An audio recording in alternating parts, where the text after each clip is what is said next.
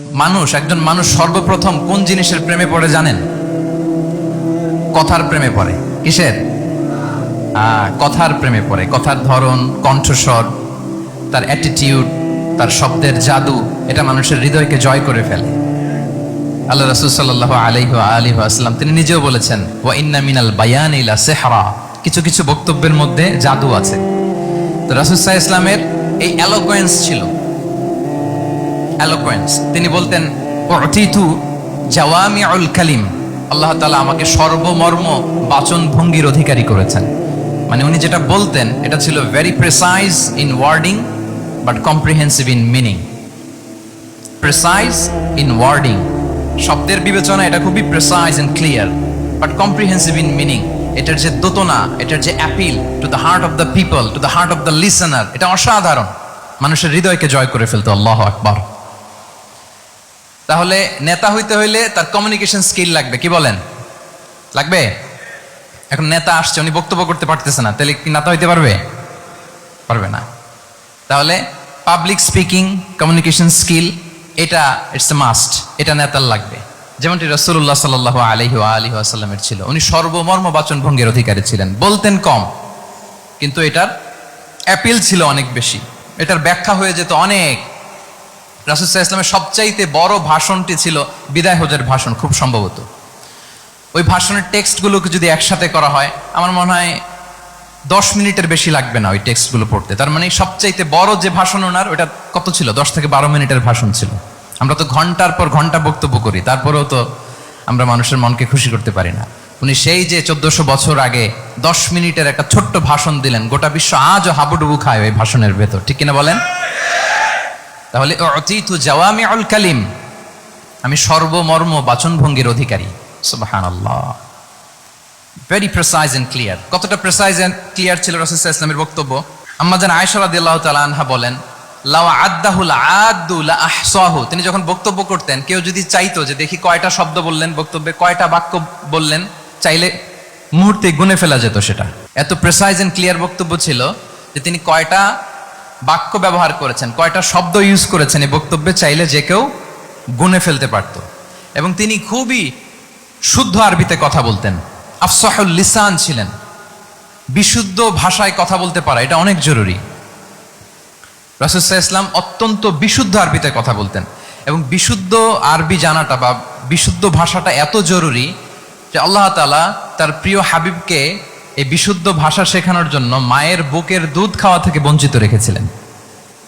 I repeat, আমি আবারও বলছি, বিশুদ্ধ ভাষাটা এত জরুরি যে আল্লাহ তাআলা তার প্রিয় হাবিবকে মায়ের বুকের দুধ থেকে বঞ্চিত রেখেছেন শুধু বিশুদ্ধ ভাষার জন্য। তিনি কিন্তু মায়ের বুকের দুধ খেতে পারেন নাই। হালিমাতুস সাদিয়ার সাথে সেই বনু সাদ গোত্রে চলে গিয়েছেন, সেখানে ছিলেন। হালিমাতুস সাদিয়া ওনাকে দুধ খাইয়েছেন। এরপরে যখন মরুভূমির চমৎকার পরিবেশে একেবারে বিশুদ্ধ আরবি তিনি শিখেছেন, আবার শিশু মুহাম্মদ সাল্লাল্লাহু আলাইহি ওয়াসাল্লামকে তিনি তার মায়ের কাছে ফিরিয়ে দিয়েছেন। তাহলে চিন্তা করে দেখেন যে বিশুদ্ধ ভাষার জন্য মায়ের বুকের দুধকে স্যাক্রিফাইস করা হয়েছে। আল্লাহু আকবার। তাহলে আম্মা জান আয়েশা রাদিয়াল্লাহু তাআলা আনহা বলতেন, লাউ আদ্দাহুল আদ্দু লা আহসাহু, চাইলে যে কেউ গুনতে পারতো যে তিনি প্রিয় নবীজি কয়টা বাক্য বললেন, কয়টা শব্দ। এত প্রেসাইজ এন্ড ক্লিয়ার ছিল। অন্য বর্ণনায় এসেছে, কানা ইয়াতাকাল্লামু বিকালামিন বাইনাহু ফাসলুন, তিনি এমন ভাবে কথা বলতেন, কথার মাঝখানে মাঝখানে পজ দিতেন। কি দিতেন? পজ দিতেন, মানে একটু থামতেন যাতে করে শ্রোতারা বুঝতে পারে। ইয়াতাকাল্লামু বিকালামিন বাইনাহু ফাসলুন, বলতে বলতে মাঝে মাঝে একটা পজ দিতেন যাতে সবাই বুঝতে পারে। ইয়াহফাযুহু মান জালাসা ইলাই, আশেপাশে যারা বসতো তারা সহজে এটা মুখস্থ করে ফেলতে পারতো। পজ দিয়ে দিয়ে, থেমে থেমে, এত চমৎকার করে ওনার প্রেজেন্টেশন ছিল, বক্তব্য মালাগুলো ছিল, ফলে যারা শুনতেছে ইজিলি মুখস্থ করে ফেলতে পারত। এবং গুরুত্বপূর্ণ কথা তিনি এমফাসাইজ করতেন, 3 বার বলতেন। একবার তিনি বলতেছেন, আত-তাকওয়া হা হুনা হা হুনা হা হুনা ওয়া ইউশিরু ইলা সাদরিহি 3 মাররাত। তাকওয়াকে তিনি এখানে রেফার করেছেন। আমরা তো মনে করি তাকওয়া সব ঢুকে গেছে এখানে, তাকওয়া ঢুকে গেছে টুপিতে, তাকওয়া ঢুকে গেছে জামাতে, এগুলো তাকওয়ার একটা নমুনা।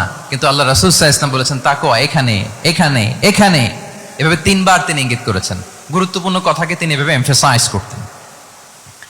মাঝে মাঝে এমন আবেগঘন বক্তব্য উপস্থাপন করতেন, সাহাবারা অশ্রুসিক্ত হতো।